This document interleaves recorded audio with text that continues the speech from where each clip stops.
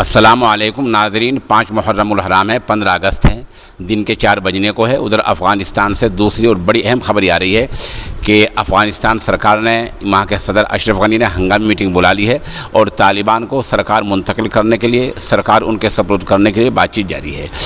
और उधर एक खबर रसा एजेंसी ने यह भी बताया है कि तालिबान जैसे काबुल के बाहर पहुँचे तो वहाँ की जेल से 5000 कैदी छूटकर चले गए हैं। ऐसी खबर भी डाली है, अल्लाह बेहतर जाने झूठ है सच है, लेकिन एक खबर रसा एजेंसी ने यह भी खबर दी है कि 5000 कैदी जेल से चले गए हैं।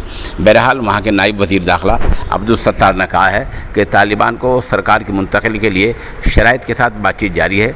कुछ शर्तें रखी जाएंगी और कुछ शर्तें होंगी, कुछ ज़ाब्ता, कुछ कवायद होंगे, उनके साथ बातचीत जारी है। अगर तालिबान ने अपने आदमी से कहा है कि वो शहर के अंदर दाखिल ना हो, शहर के बाहर इंतज़ार करें, क्योंकि शहर में पुरअमन तरीक़े से दाखिल होना है, कोई लड़ाई नहीं करनी है, कोई झगड़ा नहीं करना है, इसलिए तालिबान शहर के बाहर हैं। अलबत्ता जितने बॉर्डर क्रॉसिंग होते हैं, यानी अंदर से बाहर जाने के, बाहर से अंदर जाने के रास्ते होते हैं, उन तमाम को कंट्रोल कर लिया गया है। 1 घंटे पहले वहाँ की एक मेंबर पार्लियामेंट ने यह भी कहा था कि अब कहीं बचने का, भागने का कोई रास्ता नहीं रह गया है। बहरहाल फ़िलहाल ये एक जो है बड़ी बात है कि तालिबान को सरकार मुंतकिल करने के लिए, तालिबान को सरकार सौंपने के लिए बातचीत जारी है।